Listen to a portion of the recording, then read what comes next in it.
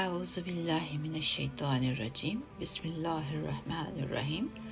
سورہ نساء آیت نمبر 91 تا 176۔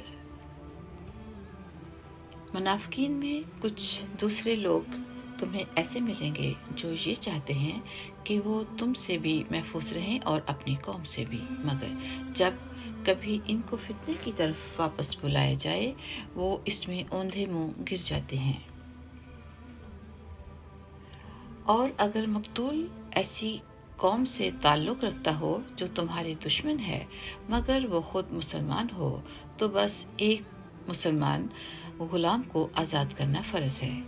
خون بہا دینا واجب نہیں۔ اور اگر مقتول ان لوگوں میں سے ہو جو مسلمان نہیں مگر ان کے اور تمہارے درمیان کوئی معاہدہ ہے تو بھی یہ فرض ہے کہ خون بہا اس کے وارثوں تک پہنچایا جائے اور ایک مسلمان غلام کو آزاد کیا جائے۔ ہاں، اگر کسی کے پاس غلام نہ ہو تو اس پر فرض ہے کہ 2 مہینے تک مسلسل روزے رکھے۔ یہ توبہ کا طریقہ ہے جو اللہ نے مقرر کیا ہے اور اللہ علیم و حکیم ہے۔ اور جو شخص کسی مسلمان کو جان بوجھ کر قتل کرے تو اس کی سزا جہنم ہے جس میں وہ ہمیشہ رہے گا، اور اللہ اس پر غضب نازل کرے گا اور لعنت بھیجے گا، اور اللہ نے اس کے لیے زبردست عذاب تیار کر رکھا ہے۔ اے ایمان والو، جب تم اللہ کے راستے میں سفر کرو تو تحقیق سے کام لیا کرو، اور جو شخص تم کو سلام کرے تو دنیوی زندگی کا سامان حاصل کرنے کی خواہش میں اس کو یہ نہ کہو کہ تم مومن نہیں ہو، کیونکہ اللہ کے پاس مال غنیمت کے بڑے بڑے ذخیرے ہیں۔ تم بھی تو پہلے ایسے ہی تھے، پھر اللہ نے تم پر فضل کیا، لہذا تحقیق سے کام لو۔ بے شک جو کچھ تم کرتے ہو اللہ اس سب سے پوری طرح باخبر ہے۔ جن مسلمانوں کو کوئی معذوری لاحق نہ ہو اور وہ جہاد میں جانے کے بجائے گھر میں بیٹھ رہیں، وہ اللہ کے راستے میں اپنے مال و جان سے جہاد کرنے والوں کے برابر نہیں ہیں۔ جو لوگ اپنے مال و جان سے جہاد کرتے ہیں ان کو اللہ نے بیٹھ رہنے والوں پر درجے میں فضیلت دی ہے، اور اللہ نے سب سے اچھائی کا وعدہ کر رکھا ہے، اور اللہ نے مجاہدین کو بیٹھ رہنے والوں پر بڑی فضیلت دے کر بڑا ثواب بخشا ہے، یعنی خاص اپنے پاس سے بڑے درجے اور مغفرت اور رحمت، اور اللہ بہت بخشنے والا بڑا مہربان ہے۔ جن لوگوں نے اپنی جانوں پر ظلم کیا تھا اور اسی حالت میں فرشتے ان کی روح قبض کرنے آئے تو بولے، تم کس حالت میں تھے؟ وہ کہنے لگے کہ ہم تو زمین میں بے بس بنا دیے گئے تھے۔ فرشتوں نے کہا، کیا اللہ کی زمین کشادہ نہ تھی کہ تم اس میں ہجرت کر جاتے؟ لہذا ایسے لوگوں کا ٹھکانہ جہنم ہے، اور وہ نہایت برا انجام ہے۔ البتہ وہ بے بس مرد، عورتیں اور بچے اس انجام سے مستثنیٰ ہیں جو ہجرت کی کوئی تدبیر نہیں کر سکتے اور نہ نکلنے کا کوئی راستہ پاتے ہیں۔ چنانچہ پوری امید ہے کہ اللہ ان کو معاف فرما دے۔ اللہ بڑا معاف کرنے والا اور بہت بخشنے والا ہے۔ اور جو شخص اللہ کے راستے میں ہجرت کرے گا وہ زمین میں بہت جگہ اور بڑی گنجائش پائے گا، اور جو شخص اپنے گھر سے اللہ اور اس کے رسول کی طرف ہجرت کرنے کے لیے نکلے پھر اسے موت آ پکڑے تب بھی اس کا ثواب اللہ کے پاس طے ہو چکا، اور اللہ بہت بخشنے والا بڑا مہربان ہے۔ اور جب تم زمین میں سفر کرو اور تمہیں اس بات کا خوف ہو کہ کافر لوگ تمہیں پریشان کریں گے تو تم پر اس بات میں کوئی گناہ نہیں ہے کہ تم نماز میں قصر کر لو۔ یقیناً کافر لوگ تمہارے کھلے دشمن ہیں، اے پیغمبر، جب تم ان کے درمیان موجود ہو اور انہیں نماز پڑھاؤ تو دشمن سے مقابلے کے وقت اس کا طریقہ یہ ہے کہ مسلمانوں کا ایک گروہ تمہارے ساتھ کھڑا ہو جائے اور اپنے ہتھیار ساتھ لے لے، پھر جب یہ گروہ سجدہ کر چکے تو تمہارے پیچھے ہو جائیں، اور دوسرا گروہ جس نے ابھی تک نماز نہ پڑھی ہو آگے آ جائے اور وہ تمہارے ساتھ نماز پڑھے، اور وہ تم اپنے ساتھ اپنے بچاؤ کا سامان اور اپنے ہتھیار لے لے۔ کافر لوگ یہ چاہتے ہیں کہ تم اپنے ہتھیاروں اور اپنے سامان سے غافل ہو جاؤ تو وہ ایک دم تم پر ٹوٹ پڑے، اور اگر تمہیں بارش کی وجہ سے تکلیف ہو یا تم بیمار ہو تو اس میں بھی تم پر کوئی گناہ نہیں ہے کہ تم اپنے ہتھیار اتار کر رکھ دو، ہاں اپنے بچاؤ کا سامان ساتھ لے لو، بے شک اللہ نے کافروں کے لیے ذلت والا عذاب تیار کر رکھا ہے۔ پھر جب تم نماز پوری کر چکو تو اللہ کو ہر حالت میں یاد کرتے رہو، کھڑے بھی، بیٹھے بھی اور لیٹے ہوئے بھی۔ پھر جب تمہیں دشمن کی طرف سے اطمینان حاصل ہو جائے تو نماز قاعدے کے مطابق پڑھو، بے شک نماز مسلمانوں کے ذمے ایک ایسا فریضہ ہے جو وقت کا پابند ہے، اور تم ان لوگوں یعنی کافر دشمن کا پیچھا کرنے میں کمزوری نہ دکھاؤ، اگر تمہیں تکلیف پہنچی ہے تو ان کو بھی اسی طرح تکلیف پہنچی ہے جیسے تمہیں پہنچی ہے، اور اگر تم اللہ سے اس بات کے امیدوار ہو جس کے وہ امیدوار نہیں، اور اللہ علم کا بھی مالک ہے اور حکمت کا بھی مالک۔ بے شک ہم نے حق پر مشتمل کتاب تم پر اس لیے اتاری ہے تاکہ تم لوگوں کے درمیان اس طریقے کے مطابق فیصلہ کرو جو اللہ نے تم کو سمجھا دیا ہے، اور تم خیانت کرنے والوں کے طرفدار نہ بنو، اور اللہ سے مغفرت طلب کرو، بے شک اللہ بہت بخشنے والا بڑا مہربان ہے۔ اور کسی تنازع میں ان لوگوں کی وکالت نہ کرنا جو خود اپنی جانوں سے خیانت کرتے ہیں، اللہ کسی بھی خیانت کرنے والے گناہ گار کو پسند نہیں کرتا۔ یہ لوگوں سے تو شرماتے ہیں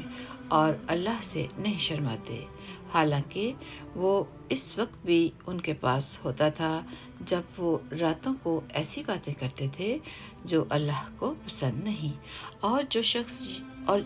جو کچھ یہ کر رہے ہیں اللہ نے اس سب کا احاطہ کر رکھا ہے۔ ارے تمہاری بساط یہی تو ہے کہ تم نے دنیاوی زندگی میں لوگوں سے جھگڑ کر ان خیانت کرنے والوں کی حمایت کر لی، بھلا اس کے بعد قیامت کے دن اللہ سے جھگڑ کر کون ان کی حمایت کرے گا یا کون ان کا وکیل بنے گا؟ اور جو شخص کوئی برا کام کر گزرے یا اپنی جان پر ظلم کر بیٹھے پھر اللہ سے معافی مانگ لے تو وہ اللہ کو بہت بخشنے والا بڑا مہربان پائے گا۔ اور جو شخص کوئی گناہ کمائے تو وہ اس کمائی سے خود اپنے آپ کو نقصان پہنچاتا ہے، اور اللہ پورا علم بھی رکھتا ہے اور حکمت والا بھی ہے۔ اور اگر کوئی شخص کسی غلطی یا گناہ کا مرتکب ہو پھر اس کا الزام کسی بے گناہ کے ذمہ لگا دے تو وہ بڑا بھاری بہتان اور کھلا گناہ اپنے اوپر لاد دیتا ہے۔ اور اے پیغمبر، اگر اللہ کا فضل اور رحمت تمہارے شامل حال نہ ہوتی تو ان میں سے ایک گروہ نے تم کو سیدھی راہ سے بھٹکانے کا ارادہ کر ہی لیا تھا، اور در حقیقت یہ اپنے سوا کسی کو نہیں بھٹکا رہے ہیں اور یہ تم کو ذرا بھی نقصان نہیں پہنچائیں گے۔ اللہ نے تم پر کتاب اور حکمت نازل کی ہے اور تم کو ان باتوں کا علم دیا ہے جو تم نہیں جانتے تھے، اور تم پر اللہ کا فضل ہمیشہ بہت زیادہ رہا ہے۔ لوگوں کی بہت سی خفیہ سرگوشیوں میں کوئی خیر نہیں ہوتی، الا یہ کہ کوئی شخص صدقے کا یا کسی نیکی کا یا لوگوں کے درمیان اصلاح کا حکم دے، اور جو شخص اللہ کی خوشنودی حاصل کرنے کے لیے ایسا کرے گا ہم اس کو زبردست ثواب عطا کریں گے، اور جو شخص اپنے سامنے ہدایت واضح ہونے کے بعد بھی رسول کی مخالفت کرے اور مومنوں کے راستے کے سوا کسی اور راستے کی پیروی کرے، اس کو ہم اسی راہ کے حوالے کر دیں گے جو اس نے خود اپنائی ہے، اور اسے دوزخ میں جھونکیں گے اور وہ بہت برا ٹھکانہ ہے۔ بے شک اللہ اس بات کو نہیں بخشتا کہ اس کے ساتھ کسی کو شریک ٹھہرایا جائے،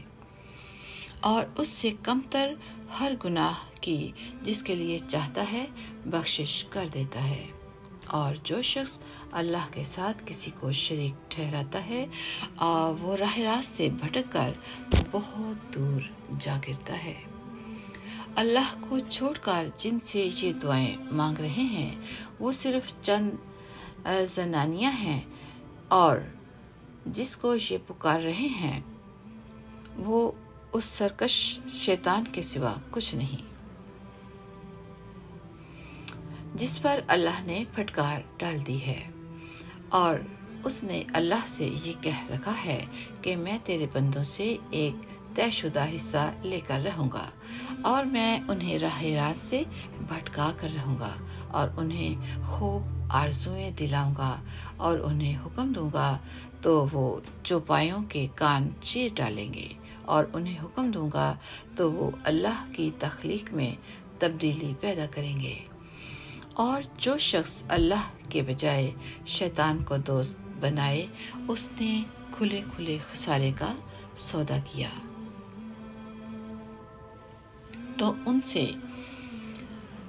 وہ تو ان سے وعدے کرتا اور انہیں آرزوؤں میں مبتلا کرتا ہے، جبکہ حقیقت یہ ہے کہ شیطان ان سے جو بھی وعدے کرتا ہے وہ دھوکے کے سوا کچھ نہیں۔ ان سب کا ٹھکانہ جہنم ہے، اور ان کو اس سے بچنے کے لیے کوئی راہ فرا نہیں ملے گی۔ اور جو لوگ ایمان لائے ہیں اور انہوں نے نیک عمل کیے ہیں ان کو ہم ایسے باغات میں داخل کریں گے جن کے نیچے نہریں بہتی ہوں گی، یہ ان میں ہمیشہ ہمیشہ رہیں گے۔ یہ اللہ کا سچا وعدہ ہے، اور اللہ سے زیادہ بات کا سچا کون ہو سکتا ہے؟ نہ تمہاری تمنائیں جنت میں جانے کے لیے کافی ہیں، نہ اہل کتاب کی آرزوئیں۔ جو بھی برا عمل کرے گا اس کی سزا پائے گا، اور اللہ کے سوا اسے اپنا کوئی یار و مددگار نہیں ملے گا۔ اور جو شخص نیک کام کرے گا چاہے وہ مرد ہو یا عورت بشرطیکہ کہ مومن ہو تو ایسے لوگ جنت میں داخل ہوں گے، اور کھجور کی گٹھلی کے شگاف کے برابر بھی ان پر ظلم نہیں ہوگا۔ اور اس سے بہتر کس کا دین ہوگا جس نے اپنے چہرے سمیت سارے وجود کو اللہ کے آگے جھکا دیا ہو، جبکہ وہ نیکی کا خوگر بھی ہو، اور جس نے سیدھے سچے ابراہیم کے دین کی پیروی کی ہو۔ اور یہ معلوم ہی ہے کہ اللہ نے ابراہیم کو اپنا خاص دوست بنا لیا تھا۔ اسلام سے پہلے عورتوں کو معاشرے میں ایک کمتر مخلوق سمجھا جاتا تھا، اور ان کے معاشرتی اور معاشی حقوق نہ ہونے کے برابر تھے۔ جب اسلام نے عورتوں کے حقوق ادا کرنے کی تاکید کی اور عورتوں کو بھی میراث میں حصہ دار قرار دیا تو یہ بات عربوں کے معاشرے میں اتنی اچنبھی سی تھی کہ بعض لوگ یہ سمجھتے رہے کہ عورتوں کو جو حقوق دیے گئے ہیں وہ شاید عارضی نوعیت کے ہیں اور کسی وقت منسوخ ہو جائیں گے۔ جب ان کی منسوخی کا حکم نہیں آیا تو ایسے حضرات نے حضرت صلی اللہ علیہ وسلم سے پوچھا۔ اس بات پر یہ آیت نازل ہوئی جس میں یہ واضح کر دیا گیا کہ یہ احکام عارضی نہیں، ہمیشہ کے لیے ہیں۔ اللہ تعالیٰ نے ان کا حکم دیا ہے، اور قرآن کریم کی جو آیات پہلے نازل ہوئی ہیں ان میں بہت سے ایسے احکام آ چکے ہیں۔ اس کے ساتھ مرد و عورت کے باہمی تعلقات کے بارے میں کچھ مزید احکام بھی بیان فرمائے گئے ہیں۔ یہ اس ہدایت کی طرف اشارہ ہے جو سورہ نساء کی آیت نمبر 3 میں گزری ہے۔ یہ صحیح بخاری کی ایک حدیث بھی ہے۔ اور اگر کسی عورت کو اپنے شوہر کی طرف سے زیادتی یا بیزاری کا اندیشہ ہو تو ان میاں بیوی کے لیے اس میں کوئی مذائقہ نہیں ہے کہ وہ آپس کے اتفاق سے کسی قسم کی صلح کر لیں، یا صلح کر لینا بہتر ہے۔ اور انسانوں کے دل میں کچھ نہ کچھ لالچ کا مادہ تو رکھ ہی دیا گیا ہے، اور اگر احسان اور تقوی سے کام لو تو جو کچھ تم کرو گے اللہ اس سے پوری طرح باخبر ہے۔ اور عورتوں کے درمیان مکمل برابری رکھنا تو تمہارے بس میں نہیں، چنانچہ چاہے تم ایسا چاہتے بھی ہو، البتہ کسی اور طرف پورے نہ جھک جاؤ کہ دوسری کو ایسا بنا کر چھوڑ دو جیسے کوئی بیچ میں لٹکی ہوئی چیز۔ اور اگر تم اصلاح اور تقوی سے کام لوگے تو یقین رکھو کہ اللہ بہت بخشنے والا بڑا مہربان ہے۔ اور اگر دونوں جدا ہو ہی جائیں تو اللہ اپنی قدرت اور رحمت کی وسعت سے دونوں کو ایک دوسرے کی حاجت سے بے نیاز کر دے گا۔ اللہ بڑی وسعتوں والا، بڑی حکمت والا ہے۔ اور آسمانوں اور زمین میں جو کچھ ہے اللہ ہی کا ہے۔ ہم نے تم سے پہلے اہل کتاب کو بھی اور تمہیں بھی یہی تاکید کی ہے کہ اللہ سے ڈرو، اور اگر تم کفر اپناؤ گے تو اللہ کا کیا نقصان ہے، کیونکہ آسمانوں اور زمین میں جو کچھ ہے اللہ ہی کا ہے، اور اللہ ہر ایک سے بے نیاز اور بذات خود لائق تعریف ہے۔ اور آسمانوں اور زمین میں جو کچھ ہے اللہ ہی کا ہے، اور کام بنانے کے لیے اللہ ہی کافی ہے۔ اگر وہ چاہے تو اے لوگو تم سب کو دنیا سے لے جائے اور دوسروں کو تمہاری جگہ یہاں لے آئے، اللہ اس بات کی پوری قدرت رکھتا ہے۔ جو شخص صرف دنیا کا ثواب چاہتا ہو اسے یاد رکھنا چاہیے کہ اللہ کے پاس دنیا اور آخرت دونوں کا ثواب موجود ہے۔ اللہ ایسا ہے کہ ہر بات کو سنتا اور ہر چیز کو جانتا ہے۔ اے ایمان والو، انصاف قائم کرنے والے بنو، اللہ کی طرف گواہی دینے والے، چاہے وہ گواہی تمہارے اپنے خلاف پڑتی ہو یا والدین یا قریبی رشتہ داروں کے خلاف۔ وہ شخص جس کے خلاف گواہی دینے کا حکم دیا جا رہا ہے، چاہے امیر ہو یا غریب، اللہ دونوں قسم کے لوگوں کا تم سے زیادہ خیر خواہ ہے۔ لہٰذا ایسی نفسانی خواہش کے پیچھے نہ چلنا جو تمہیں انصاف کرنے سے روکتی ہو، اور اگر تم توڑ مڑوڑ کرو گے، یعنی غلط گواہی دو گے یا سچی گواہی دینے سے پہلو بچاؤ گے تو یہ یاد رکھنا کہ اللہ تمہارے کاموں سے پوری طرح باخبر ہے۔ اے ایمان والو، اللہ پر ایمان رکھو اور اس کے رسول پر اور اس کی کتاب پر جو اللہ نے اپنے رسول پر اتاری ہے، اور اس کتاب پر جو اللہ نے اور اس کتاب پر جو اللہ نے پہلے اتاری تھی۔ اور جو شخص اللہ کا، اس کے فرشتوں کا، اس کی کتابوں کا، اس کے رسولوں کا اور یوم آخرت کا انکار کرے، وہ بھٹک کر گمراہی میں بہت دور جا پڑا ہے۔ جو لوگ ایمان لائے پھر کافر ہو گئے، پھر ایمان لائے پھر کافر ہو گئے، پھر کفر میں بڑھتے ہی چلے گئے، اللہ ان کو بخشنے والا نہیں ہے اور نہ انہیں راستے پر لانے والا ہے۔ منافقوں کو یہ خوشخبری سنا دو کہ ان کے لیے ایک دکھ دینے والا عذاب تیار ہے۔ وہ منافق جو مسلمانوں کے بجائے کافروں کو دوست بناتے ہیں، کیا وہ ان کے پاس عزت تلاش کر رہے ہیں؟ حالانکہ عزت تو ساری کی ساری اللہ ہی کی ہے، اور اس نے کتاب میں تم پر یہ حکم نازل کیا ہے کہ جب تم اللہ کی آیتوں کو سنو کہ ان کا انکار کیا جا رہا ہے اور ان کا مذاق اڑایا جا رہا ہے، تو ایسے لوگوں کے ساتھ اس وقت تک مت بیٹھو جب تک وہ کسی اور بات میں مشغول نہ ہو جائیں، ورنہ تم بھی انہی جیسے ہو جاؤ گے۔ یعنی یقین رکھو کہ اللہ تمام منافقوں اور کافروں کو جہنم میں اکٹھا کرنے والا ہے۔ اے مسلمانوں، یہ وہ لوگ ہیں جو تمہارے انجام کے انتظار میں بیٹھے رہتے ہیں۔ چنانچہ اگر تمہیں اللہ کی طرف سے فتح ملے تو تم سے کہتے ہیں کہ کیا ہم تمہارے ساتھ نہ تھے، اور اگر کافروں کو فتح نصیب ہو تو ان سے کہتے ہیں کہ کیا ہم نے تم پر قابو نہیں پا لیا تھا، اور کیا اس کے باوجود ہم نے تمہیں مسلمانوں سے نہیں بچایا؟ بس اب تو اللہ ہی قیامت کے دن تمہارے اور ان کے درمیان فیصلہ کرے گا، اور اللہ کافروں کے لیے مسلمانوں پر غالب آنے کا ہرگز کوئی راستہ نہیں رکھے گا۔ یہ منافق اللہ کے ساتھ دھوکہ بازی کرتے ہیں، حالانکہ اللہ نے انہیں دھوکے میں ڈال رکھا ہے، اور جب یہ لوگ نماز کے لیے کھڑے ہوتے ہیں تو قسمساتے ہوئے کھڑے ہوتے ہیں، لوگوں کے سامنے دکھاوا کرتے ہیں اور اللہ کو تھوڑا ہی یاد کرتے ہیں۔ یہ کفر و ایمان کے درمیان ڈاواں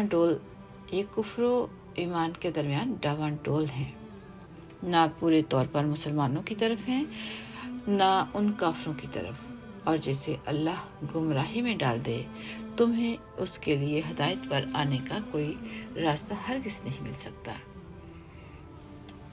اے ایمان والو، مسلمانوں کو چھوڑ کر کافروں کو دوست مت بناؤ۔ کیا تم یہ چاہتے ہو کہ اللہ کے پاس اپنے خلاف یعنی اپنے مستحق عذاب ہونے کی ایک کھلی وجہ پیدا کر دو؟ یعنی یقین رکھو کہ منافقین جہنم کے سب سے نچلے طبقے میں ہوں گے، اور ان کے لیے تم کوئی مددگار نہیں پاؤ گے، البتہ جو لوگ توبہ کر لیں گے، اپنی اصلاح کر لیں گے، اللہ کا سہارا مضبوطی سے تھام لیں گے اور اپنے دین کو خالص اللہ کے لیے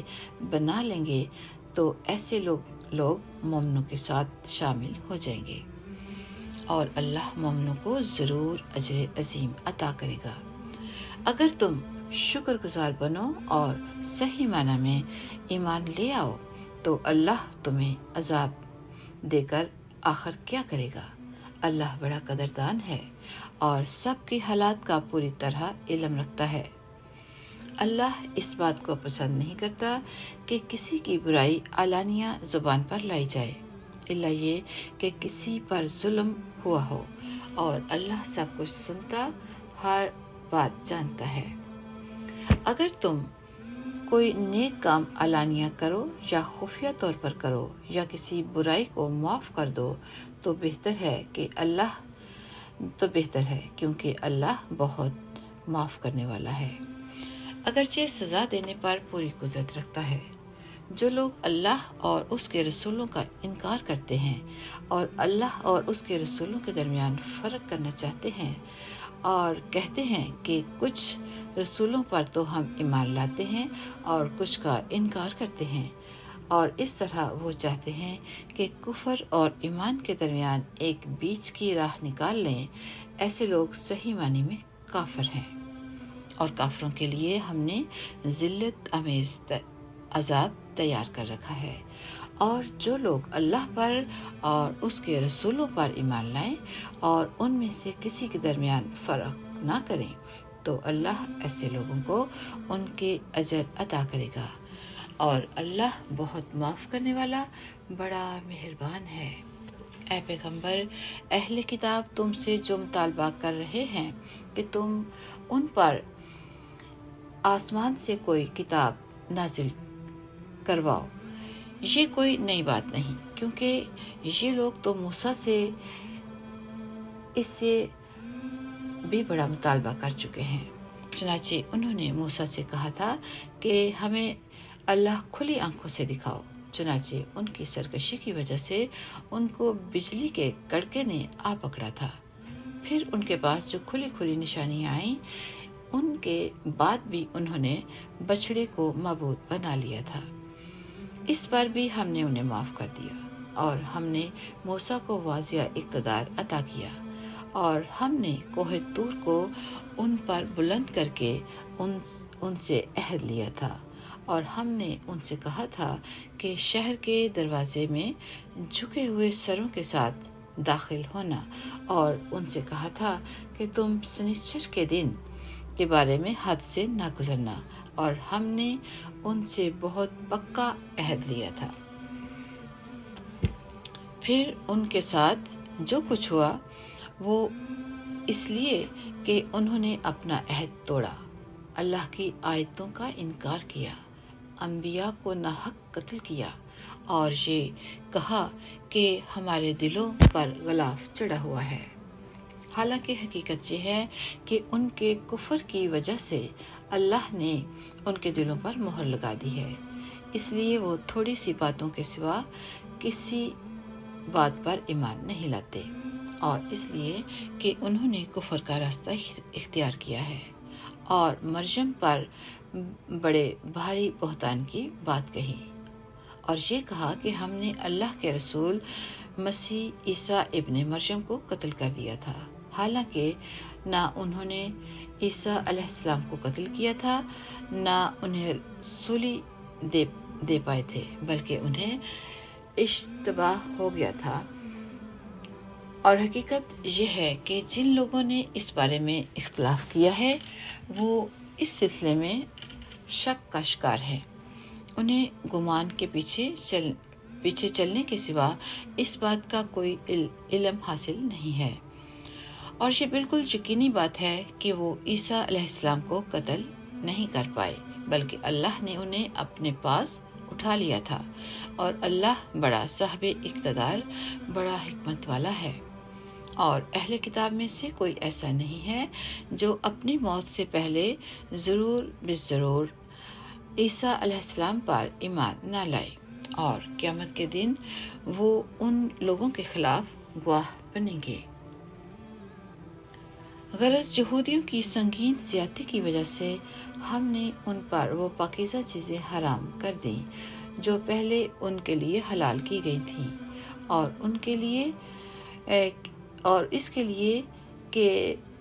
اس لیے کہ وہ بکثرت لوگوں کو اللہ کے راستے سے روکتے تھے اور سود لیا کرتے تھے، حالانکہ انہیں اس سے منع کیا گیا تھا، اور لوگوں کے مال ناحق طریقے سے کھاتے تھے۔ اور ان میں سے جو لوگ کافر ہیں ان کے لیے ہم نے ایک دردناک عذاب تیار کر رکھا ہے۔ البتہ ان بنی اسرائیل میں سے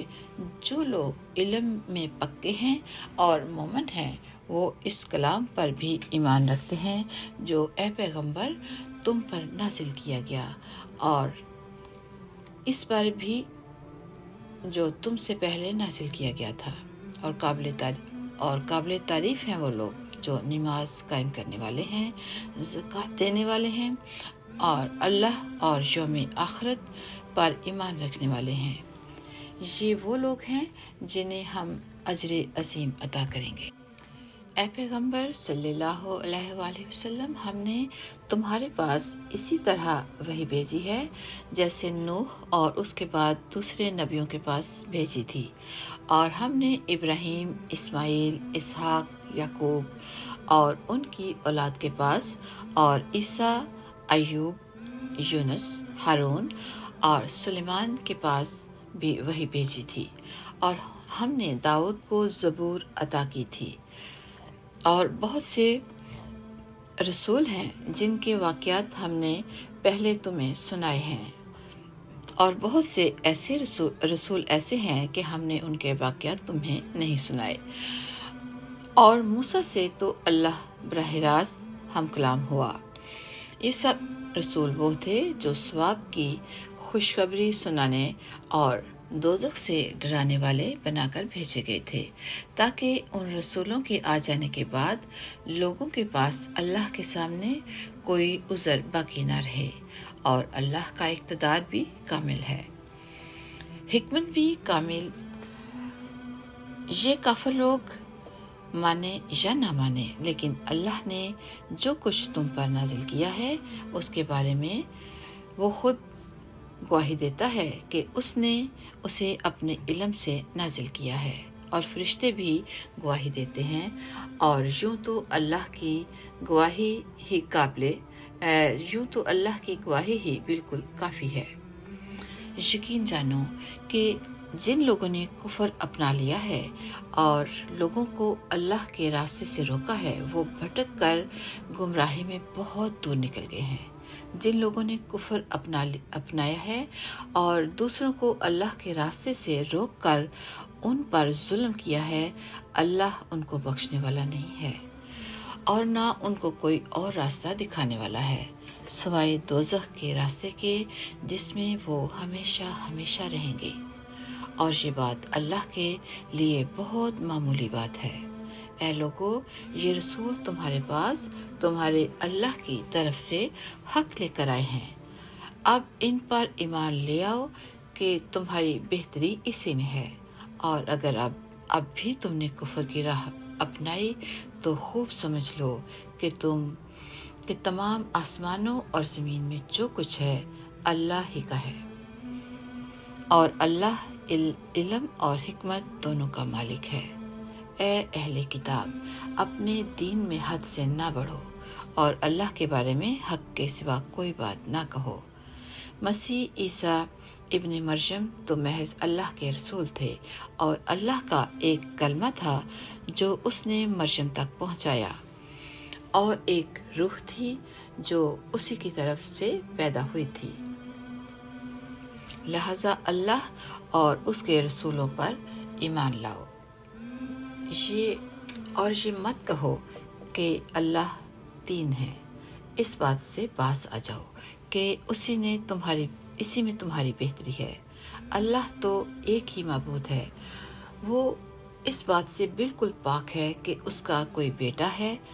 आसमानों और ज़मीन में जो कुछ है उसी का है, और सबकी देखभाल के लिए अल्लाह काफ़ी है। मसीह कभी इस बात को आर नहीं समझ सकते कि वो अल्लाह के बंदे हों, और नामुकर्रब फरिश्ते इसमें कोई आर समझते हैं।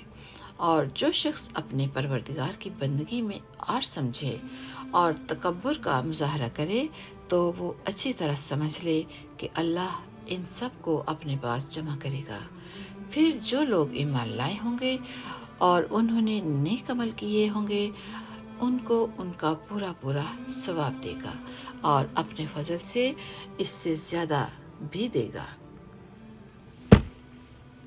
रहे वो लोग जिन्होंने बंदगी को आर समझा होगा और तकब्बुर का मुजाहरा किया होगा, तो उनको दर्दनाक अजाब देगा, और उनको अल्लाह के सिवा अपना कोई रखवाला और मददगार नहीं मिलेगा। ऐ लोगो, तुम्हारे पास तुम्हारे परवरदिगार की तरफ से खुली दलील आ चुकी है, और हमने तुम्हारे पास एक ऐसी रोशनी भेज दी है जो रास्ते की पूरी वजाहत करने वाली है। चुनाचे जो लोग अल्लाह पर ईमान लाए हैं और उन्होंने उसी का सहारा थाम लिया है, अल्लाह उनको अपने फजल और रहमत में दाखिल करेगा और उन्हें अपने पास आने के लिए सीधे रास्ते तक पहुंचाएगा। ऐ पैगंबर, लोग तुमसे कलाला का हुक्म पूछते हैं। कह दो कि अल्लाह तुम्हें कलाला के बारे में हुक्म बताता है। अगर कोई शख्स इस हाल में मर जाए कि उसकी औलाद ना हो और उसकी एक बहन हो, तो उसके तरके में से आधे की हकदार होगी, और अगर इसकी बहन की औलाद ना हो और वो मर जाए और उसका भाई जिंदा हो,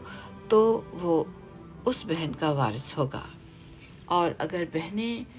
दो हों तो भाई के तरके से वो दो तिहाई की हकदार होंगी, اور اگر مرنے والے کے بھائی بھی ہوں اور بہنیں بھی تو ایک مرد کو 2 عورتوں کے برابر حصہ ملے گا۔ اللہ تمہارے سامنے وضاحت